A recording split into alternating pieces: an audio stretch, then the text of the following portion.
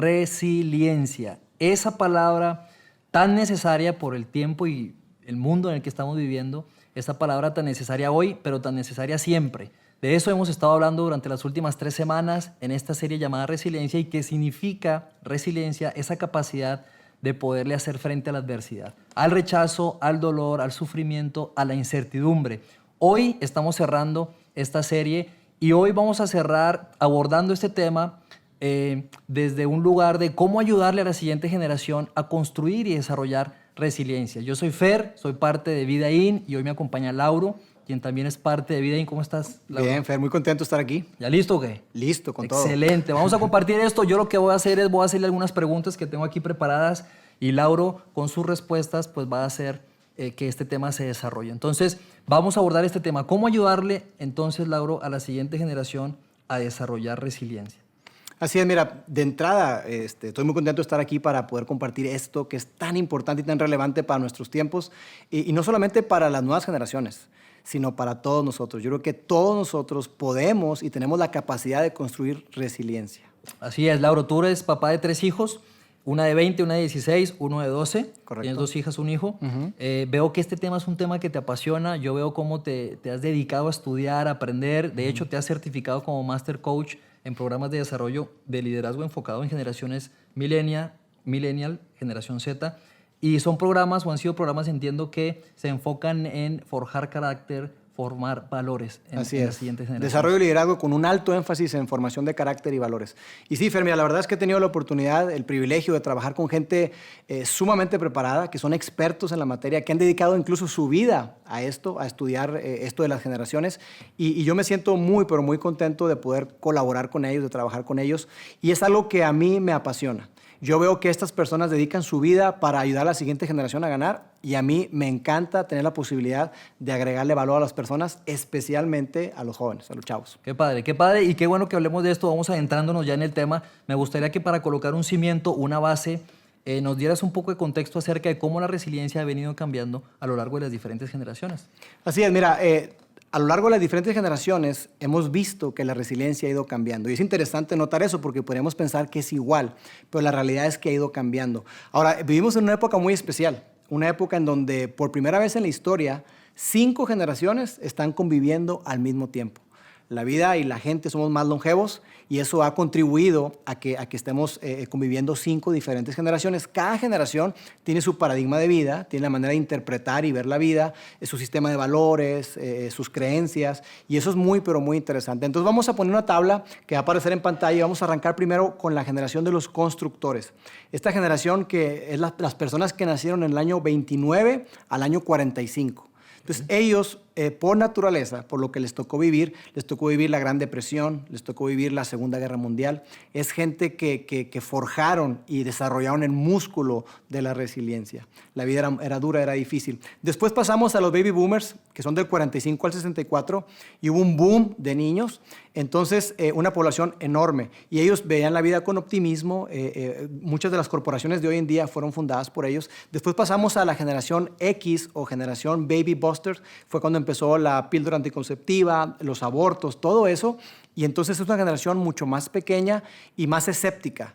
Que de hecho tú y yo estamos en esa generación, la generación X. Después viene la generación sumamente estudiada, que son la generación millennial, los nacidos en el 83 al 2000. Y es una generación donde ven la vida de una manera muy, pero muy distinta, como una cafetería, adaptan y agarran de aquí y de allá y hacen un mix. Y después está la generación centennial, que les tocó, son los nacidos en el 2001 al 2018 y les tocó todo este capítulo de terrorismo, de inseguridad, todo ese tipo de cosas que nos tocó a nosotros verlo como un cambio. Ellos nacieron en esa generación. Entonces, ¿qué es lo que ha ocurrido? Que esas primeras generaciones, los constructores, era gente naturalmente resiliente, donde sí, la vida es difícil, la vida es dura, pero ellos su narrativa es vamos a salir adelante de esto y echarle para adelante. Y hoy lo que hemos visto es que la vida se ha vuelto más sencilla. Vivimos en un mundo ahora donde lo que impera es la inteligencia artificial, y todo está como un clic de distancia. Literal. Entonces, literal. Entonces, si tú quieres transporte, pues pides Uber. Si tú quieres el mandado o el súper a tu casa, Corner Shop o lo que sea. Si tú quieres llegar a un destino, tienes Waze, banca en línea. lo que sea. O sea, todo prácticamente lo tenemos a un clic de distancia. Entonces, eso ha hecho que la vida hoy sea más fácil y que el músculo de la resiliencia no se esté desarrollando como antes. Sí, definitivamente la vida que tenemos es más fácil y eso está bien, eso está padre, ¿verdad? Es muy Correcto. cómodo. Pero eso me decías, tiene asociado algunas consecuencias. Platícanos un poco de eso. Así es, porque el hecho de que vivamos en un mundo donde todo es conveniente, donde todo es cómodo, donde todo es más fácil, ha provocado, por otro lado, que la gente sea menos resiliente, que la gente sea más impaciente, que la gente no se premie tanto el esfuerzo, que incluso si yo no veo resultados rápido, yo abandono. Entonces, todo eso es lo que ha provocado. Qué interesante. O sea que podemos concluir, y dime si podemos concluir o no esto, pero podemos concluir que las generaciones más recientes son menos resilientes. Suena crudo, suena duro, pero eso es lo que los últimos estudios demuestran, que las últimas generaciones son menos resilientes que las anteriores. Ahora, yo quiero hacer una aclaración, Fer, y quiero hablarle a las personas que son millennial o son centennial, que probablemente se preguntan y digan, oye, pues ¿yo qué culpa tengo? Claro. ¿Yo qué culpa tengo? Pues me tocó vivir esto. Y simplemente es lo que queremos decir, elevar la conciencia, darnos cuenta de esta realidad y que nos demos cuenta que todos nosotros, independientemente de la generación en la que nos tocó nacer, podemos construir resiliencia. Ok, interesante. Ahora, ya que sacas eso, entendemos que el tema de lo fácil, de lo rápido, de lo cómodo que hoy vivimos, han contribuido a tener menos resiliencia, pero que no lo es todo. Así es. Así es, hay más causas. Definitivamente no, el hecho de que la vida sea más fácil es una causa, pero no es la única causa. Hay otras causas que son muy importantes. Entonces hablemos de las causas, y yo sé que puede haber muchas causas alrededor de esto, pero yo quiero que nos enfoquemos, Lauro, en las causas más importantes o en las principales, vamos a decirlo. Sí, como tú dices, hay muchas causas, pero si pudiéramos resumirlas en tres que para mí son muy importantes y que han tenido un gran impacto, podría hablar de tres. La primera tiene que ver con los errores que los padres cometemos, y aquí me podría quedar muchísimo tiempo. Horas. Horas, porque todos nos equivocamos, ¿no es cierto? Pero mira, lo que hemos hecho es que hemos protegido, nos hemos enfocado en proteger a nuestros hijos más que en preparar. Ese ha sido uno de los errores más grandes que hemos cometido. Nos hemos enfocado en proteger más que en preparar. Entonces, más bien preparamos el camino para ellos y no a ellos para el camino. Pensamos o entendemos que ser buenos padres tiene que ver con facilitarles la vida y lo que acabamos haciendo es complicárselas. Pensamos que ser buenos padres tiene que ver con darle todo lo que nos piden en lugar de lo que ellos verdaderamente necesitan. Entonces, ¿qué es lo que hacemos? Que tú y yo evitamos el sufrimiento, no queremos que nuestros hijos pobrecitos, que no sufran. Que no quiero que sufran para nada. Entonces, ¿qué hacemos? Que tú y yo los rescatamos.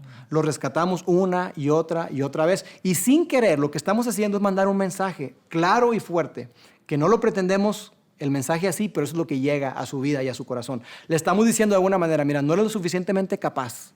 Y como no eres lo suficientemente capaz, yo tengo que venir a rescatar. Híjole, eso es fuerte. Porque no lo hacemos con esa intención. Como bien dices, como padres, no lo hacemos con esa intención. Correcto. Pero es lo que realmente terminamos diciéndole. Eso es lo que ocurre. Eso es lo que ocurre. Entonces, lo que estamos haciendo es formando personas que son muy frágiles emocionalmente, porque no les permitimos que se caigan, no les permitimos fracasar, queremos evitarles el dolor a toda costa. Y en el dolor hay crecimiento. Entonces, mira, yo quiero mostrarles una imagen. Creo mucho en las imágenes. Las imágenes, estarás de acuerdo conmigo, Fer, que hablan más que 1000 palabras, tienen un poder de anclarse y de quedarse. Entonces yo quiero, aquí en la pantalla va a aparecer una pantalla para que ustedes estén viendo y lo que quiero que vean es, probablemente si estás viendo la imagen puede ser que te cause una risa por ahí, y esa es la manera en la que nosotros, sin quererlo, vemos a nuestros hijos. Ese es el mensaje que les estamos dando. Eres tan frágil que tengo que envolverte en esas burbujas y te pongo coderas y te pongo rodilleras y te pongo casco. Y así es como vemos a nuestros hijos. Y lo que estamos haciendo es que lo estamos preparando para que no sean resilientes, contrario a lo que tú y yo deberíamos de enfocarnos. Ok. ¿La causa número 2? La causa número 2, Fer, tiene que ver con que vivimos una cultura de constante cambio. Si hay una norma, una máxima, algo que es la realidad, es que el mundo está cambiando cada vez más y más rápido. Entonces, juntamente con el cambio, estudios dicen que el cambio genera estrés. El cambio genera estrés. Por ejemplo, mudarse de ciudad, cambiarse de escuela, el hecho de perder el trabajo, una separación. Todo cambio genera estrés. Y los estudios demuestran también, Fer, que nosotros tenemos un sistema inmunológico. Así como tenemos el físico, hay un sistema inmunológico emocional. Que pudiera decir, qué extraño, pero Cuando vivimos en ambientes de mucho estrés, de mucho cambio, eso lo que hace es que el sistema inmunológico emocional disminuye. Okay. Y cuando eso ocurre, entonces nosotros naturalmente nos rendimos. Estamos súper estresados y lo que queremos es reducir el estrés. Y para reducir el estrés, una de las maneras en que lo hacemos es rindiéndonos. Y eso es algo que naturalmente no lo vemos. Y que tenemos que ayudar a nuestros hijos y ayudar a estas generaciones a darse cuenta que sí, hoy los chavos, yo veo, viven sobreestimulados, viven sobreprotegidos, sobreconectados, comunicados y están verdaderamente rebasados. Y por eso es que nos toca ver cuadros de chavos que están en depresión, que tienen ansiedad y que incluso llegan a cuestiones hasta pensamientos suicidas y Dios no quiere que eso ocurra. Dios quiere que tengamos vidas plenas, vidas increíbles. Entonces, para mí ese sería el segundo error. Ok, ¿y la tercera causa principal, Lauro? La tercera causa, Fer, tiene que ver con que el hecho de que estemos viviendo en un mundo de tanto cambio, de tanta velocidad, ese trajín que donde todo es rápido, rápido y cambio, cambio, eso ha hecho que nosotros sintamos que hemos perdido el control de nuestra vida. Sentimos más bien que la vida nos pasa por encima, nos arrolla.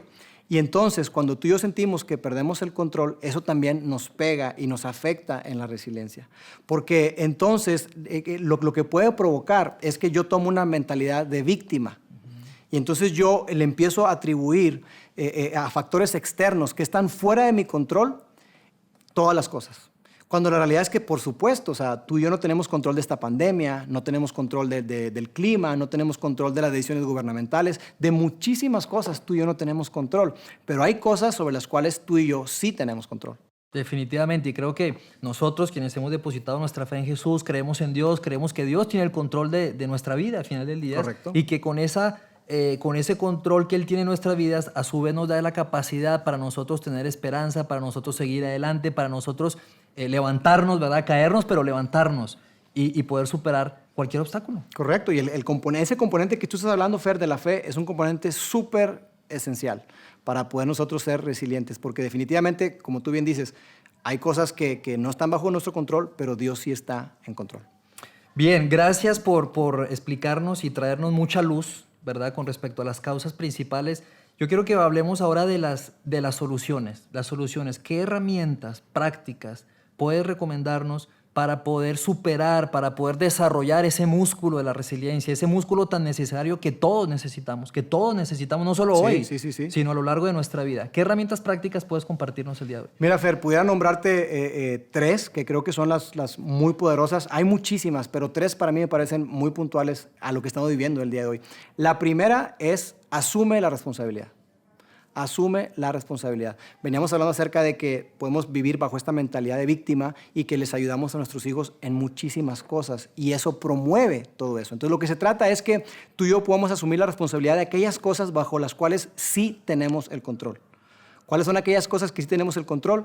Nuestras emociones, nuestros pensamientos, nuestras decisiones, nuestros comportamientos. Pues bastante, ¿no? Bastante. Si nos enfocáramos nada más en eso. Entonces, sí, si lo ves, sí tenemos control sobre muchas cosas. Entonces, la idea es que nosotros podamos enfocarnos en eso, tomar las riendas de nuestra vida y enfocarnos en aquellas cosas que sí podemos cambiar. De forma práctica, así aterrizada, ¿cómo podemos ayudarle a la siguiente generación a asumir responsabilidad? Mira, pienso en algunos consejos. Por ejemplo, si tienes hijos pequeños y tú nos estás viendo, una manera en la que tú puedes hacerlo es darles pequeñas cosas para que ellos se hagan responsables. Pequeñas tareas. Yo recuerdo a mi hijo cuando tenía 10 años, hoy tiene 12, David, yo le empecé a asignar pequeñas tareas. Una tarea fue, le dije, ¿sabes qué, hijo? Quiero que todos los días tú tiendas la cama. Y entonces él empezó a formar el hábito y hoy no importa si es festivo, si es domingo, él todos los días tiende su cama. Después le fui agregando pequeñas cosas, que mantenía su ropa en su lugar, sus juguetes ordenados. Entonces ¿tiende la tuya también ya? Hasta la mía. Vamos avanzando, vamos avanzando. No te creas. Entonces son pequeñas tareas que ayudan a nuestros hijos a asumir responsabilidad. Si tú eres un chavo, por ejemplo, una manera en la que tú puedes asumir responsabilidad es que si te prestan el carro, por ejemplo, o ya manejas, pues no estés responsable y devuélvelo lavado, limpio, con el tanque lleno o al menos repone un poco de la gasolina que gastaste y todo eso contribuye a asumir la responsabilidad. De hecho, hay una imagen que quiero mostrarles, Fer. Esa imagen se llama Conductores y Pasajeros y va a estar apareciendo en pantalla y esta imagen lo que nos dice es lo siguiente, de una manera muy práctica, muy sencilla. Dice que cuando una persona o un grupo de personas se sube a un auto, hay dos tipos de personas. Uno que es el conductor y otro los pasajeros.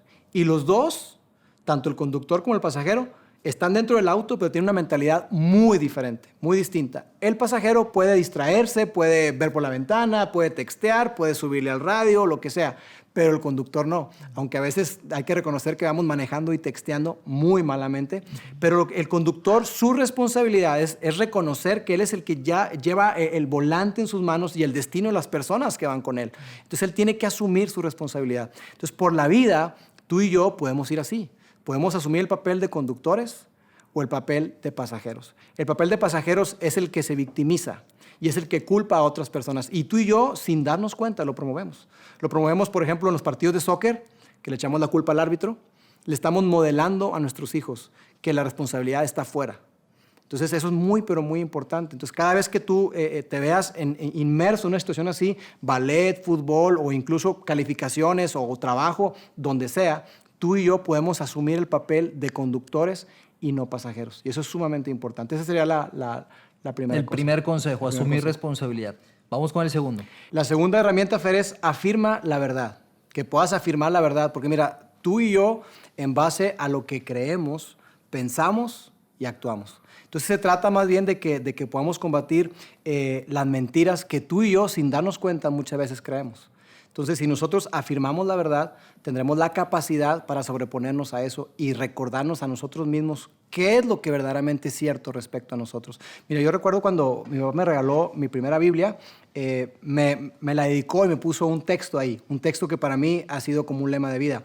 Y es Josué 1:9. Mira que te mando que te esfuerces y seas valiente. No temas ni desmayes, porque el Señor tu Dios estará contigo a donde quiera que vayas. Entonces, para mí eso ha sido una gran motivación, saber que Dios está conmigo siempre. Entonces, yo tengo la capacidad de recordarme esa verdad, Dios está conmigo, por lo tanto, yo puedo esforzarme, yo tengo que ser valiente, yo puedo construir resiliencia. ¿Por qué? Porque Dios está conmigo. Entonces, es algo que es muy, pero muy útil. Y nosotros, quiero decirle a los papás que queremos trabajar con ustedes para construir resiliencia en sus hijos y queremos recordarle verdades constantemente, que puedan ellos tener la capacidad de recordar esas verdades que son tan útiles, lo que Dios dice con respecto a ellos. Entonces, todos los domingos estamos recordándole esto a nuestros hijos. Sí, es sembrar esas semillas en la mente de nuestros hijos, que son semillas que nos acompañan a lo largo de nuestra vida y que en los momentos de mayor dificultad cobran vida. Vamos con la tercera herramienta, Lauro. La tercera herramienta, Fer, tiene que ver con enfocarse en el progreso. Y eso tiene que ver con un estudio que se hizo allá en la década de los 70s, donde se dieron cuenta que cuando un joven no veía avance o progreso hacia sus esfuerzos, que los veía inútiles, que entonces ellos se rendían. Y de hecho quiero reforzar la frase, dice así: cuando los jóvenes comienzan a sentir que sus esfuerzos son inútiles, comienzan a actuar como si estuviesen indefensos. Entonces se hizo un estudio acerca de indefensión aprendida y tiene que ver justamente con eso, que nosotros, si no tenemos la capacidad de darnos cuenta de que ante un esfuerzo hay un resultado positivo, naturalmente tú y yo nos vamos a rendir, porque lo contrario también es cierto. Si nosotros logramos hacerles ver a los jóvenes que hay un resultado de su esfuerzo y celebramos esos pequeños progresos, entonces lo que está comprobado según los estudios es que ellos se van a esforzar todavía muchísimo más.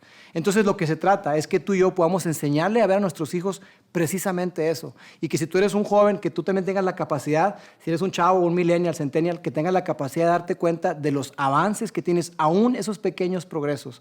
Un pequeño progreso a lo largo del tiempo da grandes resultados. Y es lo que queremos hacer. Entonces yo con mis hijos estoy tratando de hacer eso. Mi hijo David, que juega soccer, probablemente a muchos papás les ha sucedido que a veces ellos sienten que no son lo suficientemente buenos.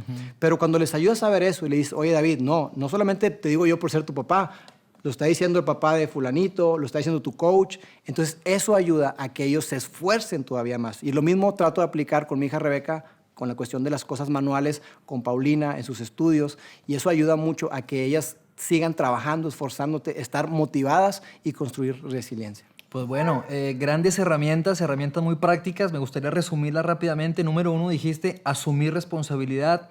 2, afirmar la verdad. Y número 3, enfocarte en el progreso. Lauro, ¿tú tienes algo más Sé que tienes algo más que compartir. Correcto. Sabes que yo quiero mostrar una imagen, Fer, que habla y tiene todo que ver con resiliencia.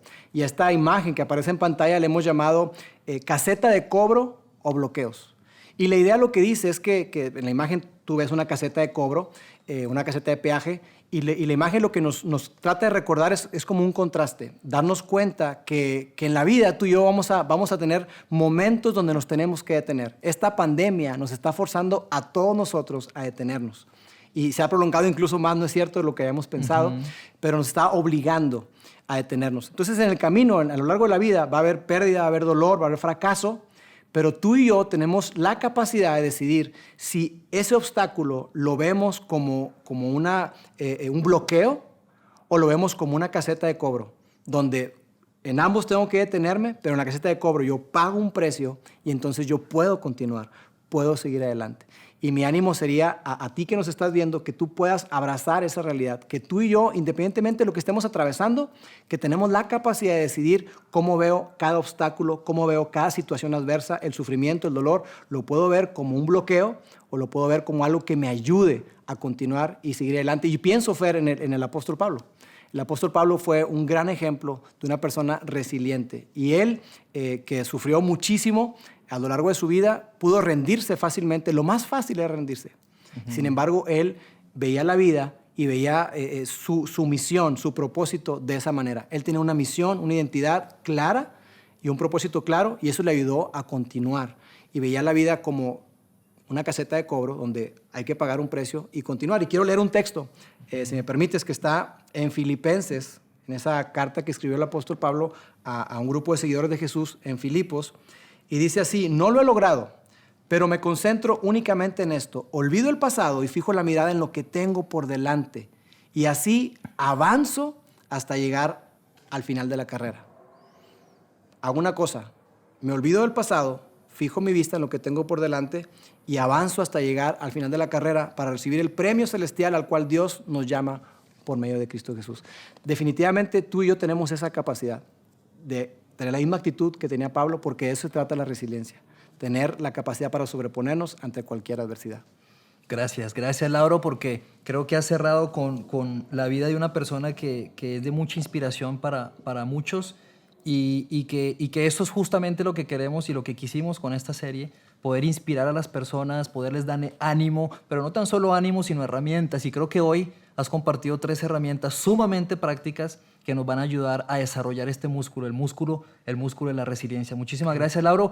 Y amigos, a ustedes también gracias por conectarse con nosotros, por mantenerse conectados a lo largo de esta serie. Prácticamente terminamos ya esta serie. Y yo quiero animarte, invitarte a lo siguiente. Mira, hoy compartimos 3 herramientas muy prácticas que tú puedes implementar hoy. No esperes más tiempo y que cuando tú las implementes en ese preciso momento, tú verás y experimentarás los beneficios. Así que te animamos a que lo hagas. La aplicación en nuestra vida, la aplicación, no el conocimiento, la aplicación es la que hace una gran diferencia. Así que muchísimas gracias por conectarse. Sigan conectados con nosotros, con Vida In, y nos vemos la próxima semana en la siguiente transmisión de Vida In Online.